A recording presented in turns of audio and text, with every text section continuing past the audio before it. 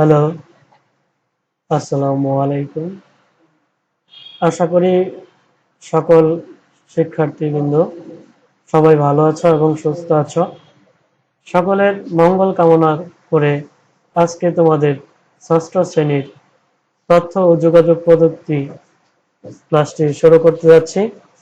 আমি আছি তোমাদের সাথে মিঠুন স্যার তোমাদের। তো তোমরা আশা করি বইটি পেয়েছো। বইয়ে আমরা দেখতে পাচ্ছি প্রথম কভারটা অনেক সুন্দর। এবং আমরা বইয়ের এই বই থেকে কি কি পড়বো অধ্যায়গুলো আগে দেখে নেব। সূচিপত্রের প্রথম অধ্যায় আমরা দেখতে পাচ্ছি, প্রথম অধ্যায় তথ্য ও যোগাযোগ প্রযুক্তির পরিচয়। দ্বিতীয় অধ্যায় দেখতে পাচ্ছি তথ্য ও যোগাযোগ প্রযুক্তি সংশ্লিষ্ট যন্ত্রপাতি। তৃতীয় অধ্যায় তথ্য ও যোগাযোগ প্রযুক্তির নিরাপদ ব্যবহার। চতুর্থ অধ্যায় ওয়ার্ড প্রসেসিং এবং পঞ্চম অধ্যায় ইন্টারনেট পরিচিতি। তো আমরা এই বইটি সম্পূর্ণ যদি পড়ি তাহলে আমরা এই সবকিছু জানতে পারবো। তো প্রথম অধ্যায় আমরা আজকে পড়াশোনা করব। প্রথম অধ্যায়টা দেখি। প্রথম অধ্যায়টা হচ্ছে তথ্য ও যোগাযোগ প্রযুক্তির পরিচয় বা পরিচিতি। তো আমরা প্রথমেই তোমাদের সামনে দেখতে পাচ্ছ যে একটা মনিটর রয়েছে। এই যে এটা একটা মনিটর বা টিভি ব্যবহার করা হয়। পাশে একটা দেখতে পাচ্ছ মনিটর, এটাও একটা টিভি বা মনিটর হিসেবে ব্যবহার করা হয়। এটা দেখো অ্যাপেলের একটা মনিটর, একটা ব্র্যান্ডিং অ্যাপেল একটা মনিটর। আর এটা কিন্তু ট্রাচ স্ক্রিন, হ্যাঁ, স্ক্রিন ট্রাচ কিন্তু, হ্যাঁ। পাশে আবার দেখতে পাচ্ছ অ্যান্ড্রয়েড একটি ফোন। নিচে দেখো এটা একটা রাউটার। রাউটার কি তোমরা কি সবাই চিনো? না চিনলে আমরা চিনিয়ে দিব, হ্যাঁ, ওকে। তো দেন তারপরে দেখো একটা রেডিও। তোমরা কি সবাই রেডিও দেখেছো? না দেখলে এখান থেকে দেখে নাও। পাশে দেখো ল্যান্ডফোন, এটা একটা ল্যান্ডফোন বা একটা টেলিফোন, ওকে। আবার নিচে দেখো একটা ছোট একটা ডিভাইস দেখা যাচ্ছে, এটি একটি পেন ড্রাইভ, ওকে। আমরা এই অধ্যায়ে পাঠ করলে আমরা কি কি শিখতে পারবো তা একটু দেখে নিই। এই অধ্যায় পাঠ করলে আমরা তথ্য ও যোগাযোগ প্রযুক্তি কি তা বর্ণনা করতে পারবো। উপাত্ত আর তথ্যের মধ্যে পার্থক্য কি তা উদাহরণ সহ বর্ণনা করতে পারবো। কোথায় কোথায় তথ্য ও প্রযুক্তি ব্যবহার করা যেতে পারে তা বর্ণনা করতে পারবো। তথ্য ও যোগাযোগ প্রযুক্তির গুরুত্ব ব্যাখ্যা করতে পারবো। নিজের স্কুলের তথ্য ও যোগাযোগ প্রযুক্তির ব্যবহার নিয়ে একটা পোস্টার তৈরি করতে পারবো। তো তোমরা অবশ্যই বুঝে গেছো যে এই অধ্যায় আমরা পাঠ করলে কি কি শিখতে পারবো। তো প্রথম পার্টে আমরা দেখতে পাচ্ছি তথ্য ও যোগাযোগ প্রযুক্তির ধারণা। তো এখানে আমরা একটু প্রথম পার্টটা পড়ে নেই। দেখো, তথ্য ও যোগাযোগ শব্দ দুটি আমাদের খুব পরিচিত, হ্যাঁ। আর প্রযুক্তির অনেক উদাহরণ আমাদের চারপাশে ছড়িয়ে আছে। আমরা যখন তথ্য ও যোগাযোগ প্রযুক্তি কথাটা বলি তখন আমরা কিন্তু বিশেষ একটা বিষয় বুঝি। সেই বিশেষ বিষয়টি বোঝার জন্য প্রথমেই কয়েকটি ঘটনা কথা কল্পনা করা যাক। ঘটনা এক, প্রথম ঘটনাটা তোমরা একটু দেখো। মাসুমের বাড়ির ভোলা জেলার 4 ফ্যাশন উপজেলায়। তার বাবা সাগরে মাছ ধরে সংসার চালান। নৌকা দিয়ে সাগরের যাওয়ার সময় তার বাবা সব সময় ছোট একটা রেডিও সাথে নিয়ে যান। একদিন মাসুম তার বাবাকে জিজ্ঞেস করলো, বাবা, তুমি সবসময় রেডিও নিয়ে যাও কেন? বাবা বললেন, সাগরে যদি ঝড় বৃষ্টি হয় সেই খবরটা আমি দ্রুত রেডিওতে পেয়ে যাই। তো তোমরা অবশ্যই বুঝতে পেরেছো এই ঘটনা থেকে যে মাসুমের বাবা রেডিও কেন নিয়ে যায়। তো এরকম একটা যদি প্রশ্ন থাকে তোমাদের যে মাসুমের বাবা সাগরে তার সাথে কেন রেডিও নিয়ে যায়, তো তোমরা অবশ্যই এটার আনসারটা দিতে পারবা কেন নিয়ে যায়। আচ্ছা, তারপরে আমরা দেখো এখানে ছবি অবশ্যই তোমরা দেখতে পাচ্ছ ছবিতে সাগরের তারা মাছ ধরছে জেলেরা। আর পাশে আমরা আরেকটি ঘটনা পড়ব, ঘটনা 2 নম্বর ঘটনাতে থাকছে নেত্রকোনা জেলার আটপাড়া উপজেলার কৃষক ইউনুস একদিন বাংলাদেশ টেলিভিশনে কৃষি দিবানিশি অনুষ্ঠান দেখছিলেন। সেখান থেকে জানতে পারলেন স্ট্রবেরি নামে একটা বিদেশি ফল নাকি বাংলাদেশেও চাষ করা সম্ভব। ইউনুস খুব উৎসাহী একজন কৃষক। তিনি 4 মাস খাটাখাটনি করে তার এক একর জমিতে স্ট্রবেরি চাষ করলেন। খুব ভালো ফলন হলো। এই সুস্বাদু আর পুষ্টির ফল বাজারে বিক্রি করলে 1,50,000 টাকা। তার নতুন একটা জীবন শুরু হলো তখন থেকে। তাহলে দেখো এটাও কিন্তু একটা তথ্য এবং যোগাযোগ প্রযুক্তির মধ্যে সম্পৃক্ত একটি ঘটনা। আমরা বুঝতে পারলাম এইখানে দুইটা ঘটনা পড়ার পরে কিন্তু আমরা সাথে সাথে বুঝতে পেরেছি যে দুইটাই কিন্তু তথ্য পেয়ে যাচ্ছে। সে দূর থেকে হলেও দুইটা তথ্য পেয়ে যাচ্ছে, একটা হচ্ছে রেডিও থেকে আর একটা হচ্ছে টেলিভিশন থেকে। তো স্ট্রবেরি ফল তোমরা সবাই কি চিনো? তোমরা কি যদি সবাই খেয়ে থাকো তাহলে অবশ্যই বলবে। ওকে, তো তারপরে দেখো ঘটনা 3 শ্রাবণী 5ম শ্রেণীর সমাপনী পরীক্ষা দিয়েছে। তার বাবা মা ভেবেছিলেন পরীক্ষার ফলাফল জানতে তাদের স্কুলে যেতে হবে। শ্রাবণী তার বাবা মাকে বলল যে মোবাইল টেলিফোনের একটা বিশেষ নম্বরে তার রোল নম্বর আর বোর্ডের আইডি লিখে একটা SMS পাঠালেই ফলাফল চলে আসবে। তার বাবা আর মা প্রথমে বিশ্বাস করতেই চাইলেন না, কিন্তু যখন SMS-টি পাঠালেন সাথে সাথে ফিরতি SMS শ্রাবণীর ফলাফল চলে এলো। সে GPA 5 পেয়েছে। শ্রাবণী খুশি দেখে কি? শ্রাবণী তো অনেক খুশি হয়ে গেছে, তাই না? আচ্ছা, তো আমরা এখানে 3টি ঘটনা দেখতে পারলাম। প্রথম ঘটনাটি হচ্ছে রেডিও থেকে আমরা তথ্য জেনেছি, দ্বিতীয় ঘটনা টেলিভিশন থেকে আমরা তথ্য জেনেছি, এবং তৃতীয় ঘটনা ফোন থেকে আমরা তথ্য পেয়েছি। তার মানে কি এখানে যা ঘটনা আমরা দেখতে পাচ্ছি সবগুলা ঘটনাই কিন্তু তথ্যের সাথে সম্পৃক্ত বা তথ্য আদান প্রদান করার ক্ষেত্রে কিন্তু এখান থেকে আমরা দেখতে পারলাম। তারপরে আমরা ঘটনা দেখি 4 নম্বর ঘটনাটা দেখতে পাচ্ছি। এই 4 নম্বর ঘটনাটা হচ্ছে এই বছর জাতীয় রচনা প্রতিযোগিতার বিষয় ছিল বাংলাদেশের মুক্তিযুদ্ধ। রাশেদ ঠিক করলেও সে অংশগ্রহণ করবে, কিন্তু মুক্তিযুদ্ধের অনেক খুঁটিনাটি সে জানে না।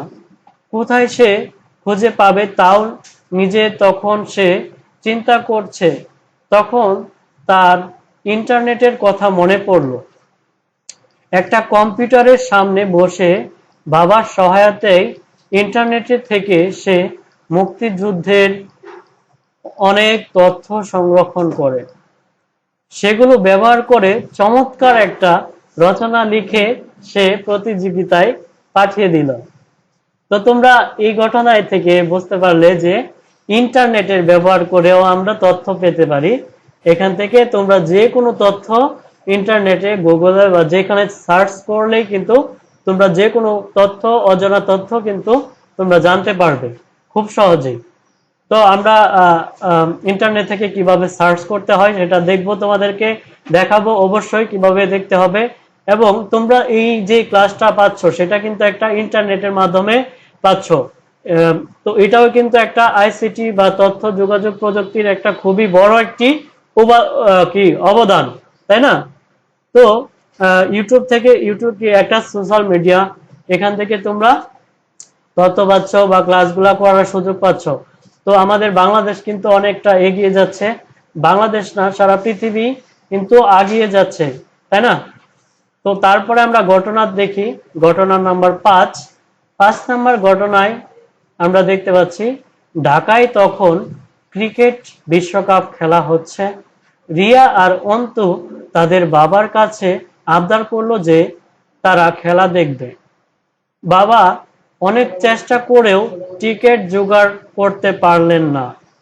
তখন হঠাৎ মনে পড়লো ঢাকা বিশ্ববিদ্যালয়ের বড় পর্দায় ক্রিকেট খেলা দেখানো হয়। বাবা খেলার দিন রিয়া আর অন্তুকে নিয়ে সেখানে চলে এলেন।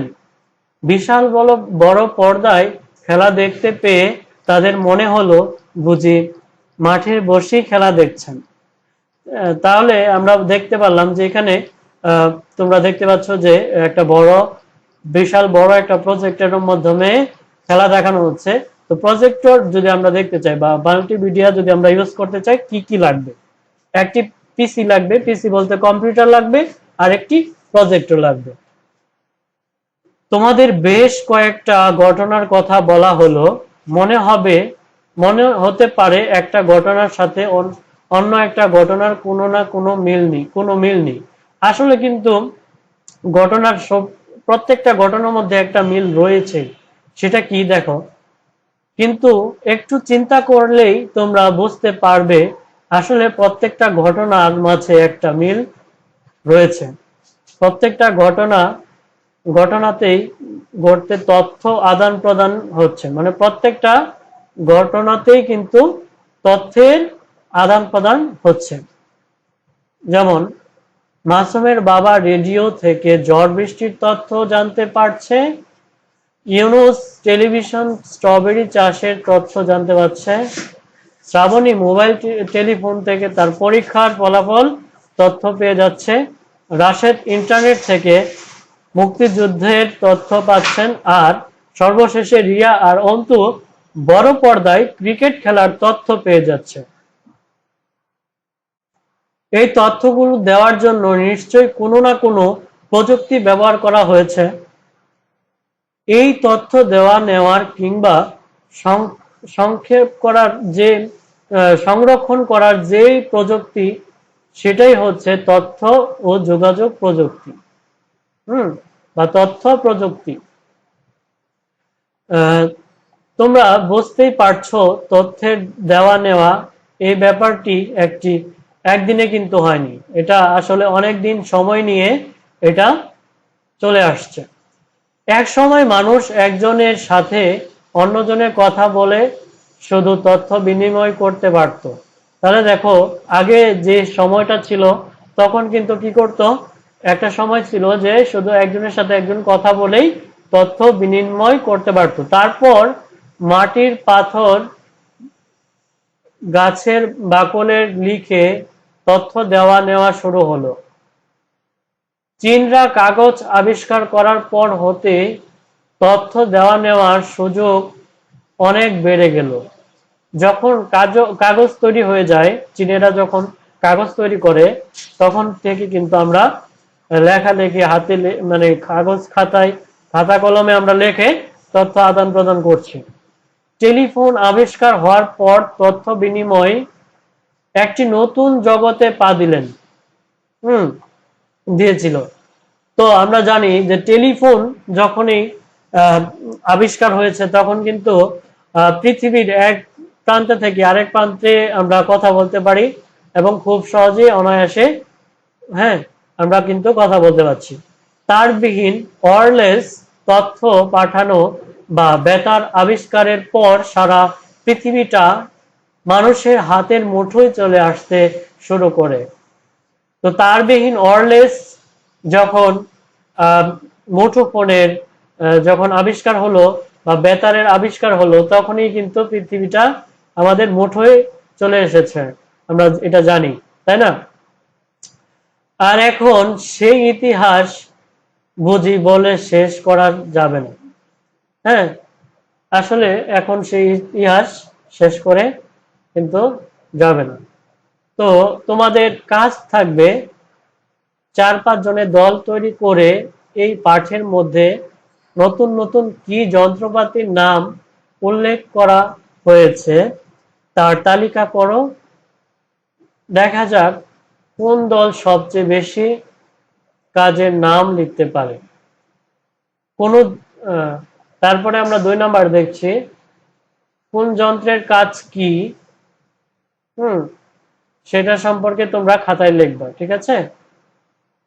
আচ্ছা, তারপরে দেখো আমরা নতুন কি কি শিখলাম এখান থেকে বলো তো। SMS শিখেছি, ইন্টারনেট কি সেটা শিখেছি, মাল্টিমিডিয়া প্রজেক্টর কি সেটা শিখেছি, বেতার কি সেটাও এখান থেকে আমরা শিখেছি। তো তারপরে আমরা পার্ট নাম্বার 2, আমরা পার্ট নাম্বার 2টা আজকে পড়ব। 2 নাম্বার পার্টেও থাকছে তথ্য ও যোগাযোগ প্রযুক্তির ধারণা। একটা সময় ছিল যখন এক দেশ থেকে অন্য দেশে কেউ চিঠি লিখলে সেই চিঠি যেতে 1 থেকে 2 সপ্তাহ লেগে যেত। তার কারণ চিঠিগুলো লেখা হতো কাগজে, খামের উপর ঠিকানা লিখতে হতো এবং সেই চিঠি জাহাজ, প্লেন বা গাড়িতে করে এক দেশ থেকে আরেক দেশে যেত। তারপর সেগুলো আলাদা হতো। সবশেষে কোনো না কোনো মানুষ খামের উপর সেই ঠিকানা দেখে বাড়িতে বাড়িতে পৌঁছে দিত। তো তোমরা এটুকু বুঝতে পারলা যে আসলে আগের যে সিস্টেমটা ছিল বা পদ্ধতিটা ছিল, তখন কিন্তু চিঠি আদান প্রদান হতো, খাতা কলমে লিখে সেটার উপরে ঠিকানা লিখে ডাক পিয়ন তাদের বাড়িতে বাড়িতে দিয়ে পৌঁছিয়ে দিত। আর এক দেশ থেকে আরেক দেশে যাওয়ার জন্য জাহাজ, প্লেন অথবা গাড়ি ব্যবহার করে এক দেশ থেকে আরেক দেশে যেত আর কি চিঠিগুলা। এখন সেই রকম চিঠি লেখা হয় না, এখন কিন্তু আর ওইরকম কোনো চিঠি লেখা হয় না। আপনজনের হাতের লেখা একটা চিঠির জন্য এখন সবাই অপেক্ষা করে থাকে। হ্যাঁ, কিন্তু কাগজের কথা বিনিময় করার জন্য এখন নতুন অনেক পদ্ধতি বের হয়েছে। সেগুলো ব্যবহার করে চোখের পলকেই মানুষ এক দেশ থেকে আরেক দেশে চিঠি পাঠাতে পারে। তো এখন আমরা বুঝতে পারলাম যে আসলে শুধু খুব সহজে কিন্তু আমরা চিঠি পাঠাতে পারছি। কিভাবে? শুধু কি চিঠি? শুধু কিন্তু চিঠি না, অন্য কিছু আমরা পাঠাতে পারি। চিঠির সাথে ছবি, কথা, ভিডিও সবকিছু পাঠানো সম্ভব এখন। এখন আমরা যে সবকিছু কিন্তু পাঠাতে পারি, কথা, ছবি, ভিডিও, সবকিছু আমরা চিঠির মাধ্যমে পাঠাতে পারি। বলতে পারো পুরো পৃথিবীটা একেবারে হাতের মুঠোয় চলে এসেছে। একটা গ্রামের যেরকম একজন মানুষ আরেকজনের সাথে যখন খুশি যোগাযোগ করতে পারে, ঠিক সেই রকম পুরো পৃথিবীটা যেন একটা গ্রাম, সবাই সবার সাথে যোগাযোগ করতে পারে। সেটা বোঝানোর জন্য গ্লোবাল ভিলেজ বা বৈশ্বিক গ্রাম নামের নতুন শব্দ পর্যন্ত আবিষ্কার হয়েছে। বাস্তবে পাশাপাশি না থাকলেও কার্যত ভার্চুয়ালি এখন আমরা সবাই পাশাপাশি।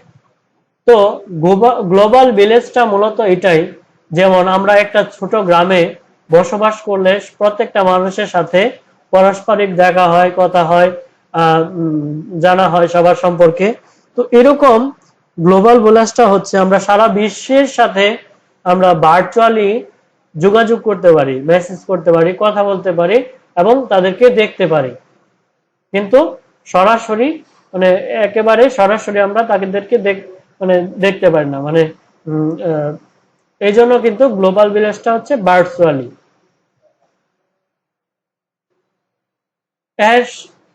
এর সবই সম্ভব হয়েছে তথ্য ও যোগাযোগ প্রযুক্তির কল্যাণে। তো আমরা জানি এই সবকিছুই সম্ভব হয়েছে কিসের মাধ্যমে? তথ্য এবং যোগাযোগ প্রযুক্তির মাধ্যমে। এই তথ্য ও যোগাযোগ প্রযুক্তিকে বাস্তবে রূপদান করার জন্য যে প্রযুক্তিটি সবচেয়ে বেশি সহায়তা করেছে সেটি হচ্ছে ডিজিটাল ইলেকট্রনিক্স।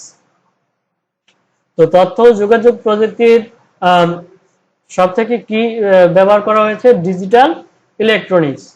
তাই আমরা অনেক সময় বলি এই যুগটাই হচ্ছে ডিজিটাল যুগ।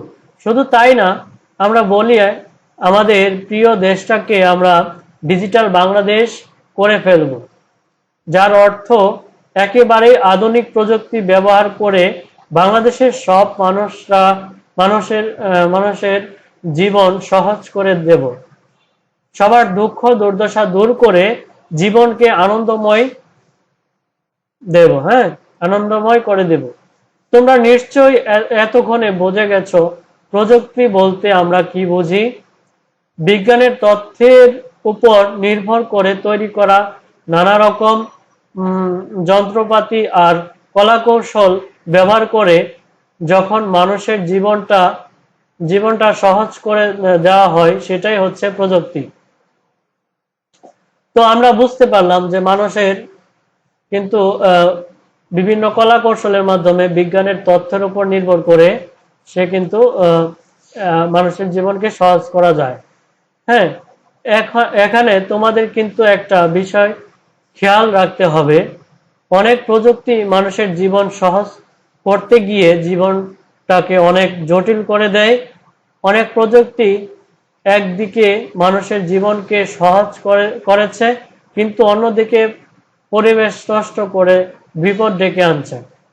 আবার অনেক প্রযুক্তি আছে যেটা আমাদের প্রয়োজন নেই, তবু আমরা সেই প্রযুক্তির জন্য লোভ করে অশান্তি ডেকে আনছে বা আনি।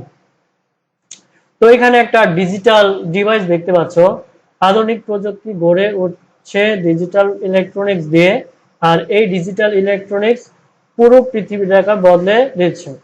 তো দেখো, এটা একটা গ্রাফিক্স কার্ড। হ্যাঁ, এটা একটা গ্রাফিক্স কার্ড যেটা কম্পিউটারে ব্যবহার করা হয়। এটা একটা এইখানে যেটা দেখতে পাচ্ছ, এটা দিয়ে মনিটর দেখা যায়। তো এটা একটা ভিডিও কার্ড বা গ্রাফিক্স কার্ড এটা বলতে পারো তোমরা। তো এটা খুবই সুন্দর এবং 3D অ্যানিমেশন খুব সহজেই দেখতে পারবে এখান থেকে ব্যবহার করে। তো এই পাঠের মধ্যে কাজ থাকছে কি? ক্লাসের সব শিক্ষার্থী 2 দলে ভাগ হয়ে যাও। এক দল ভালো প্রযুক্তির কথা বলো, অন্য দল বিপজ্জনক প্রযুক্তির, পরিবেশ নষ্ট করে এরকম প্রযুক্তির আর প্রয়োজনীয় কথা বলো।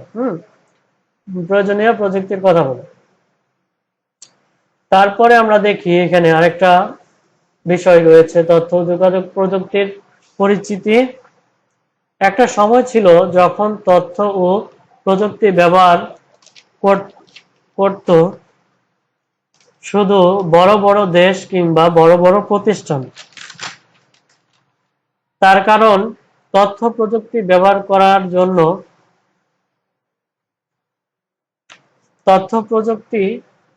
করার জন্য ক্ষমতা সবার ছিল না। তখন একটা কম্পিউটার কিন্তু রাখার জন্য রীতিমতো একটা কি স্তর দালানের মতো লেগে যেত, একটা বড় একটা দালান লেগে যেত। তার কর্মক্ষমতা ছিল খুব কম, অনেক কম কর্মক্ষমতা ছিল। সেই কম্পিউটার একদিকে দেখতে দেখতে ছোট হতে শুরু করেছে। মানে আগের যে কম্পিউটার ছিল সেটা অনেক বড় ছিল, এখন কিন্তু দেখতে দেখতে একেবারে মোটো ফোন, আমরা মোবাইল ফোনকেও কিন্তু একটা কম্পিউটার হিসাবে ব্যবহার করা যায় বা বলা যায়। অন্যদিকে তার কার্যক্ষমতাও বাড়তে শুরু করছে। কম্পিউটার এখন আগের যে বড় কম্পিউটার আর এখন যে ছোট কম্পিউটার, এটার মধ্যে অনেক পার্থক্য কিন্তু। তোমরা শুনলে অবাক হয়ে যাবে, এক সময় যে কম্পিউটার কিনলে লাখ লাখ টাকা লাগতো, এখন তা থেকে শক্তিশালী কম্পিউটার তোমার পরিচিত জনের মোবাইল ফোনেও ভেতরে আছে। তার মানে কি, আগে যে কম্পিউটার লাখ লাখ টাকা প্রয়োজন হতো, কিন্তু এখন এই কম্পিউটার তোমার পরিজনের বা পরিচিতি মানুষের মোবাইল ফোনেও কিন্তু এই কম্পিউটারটা পাওয়া যায়।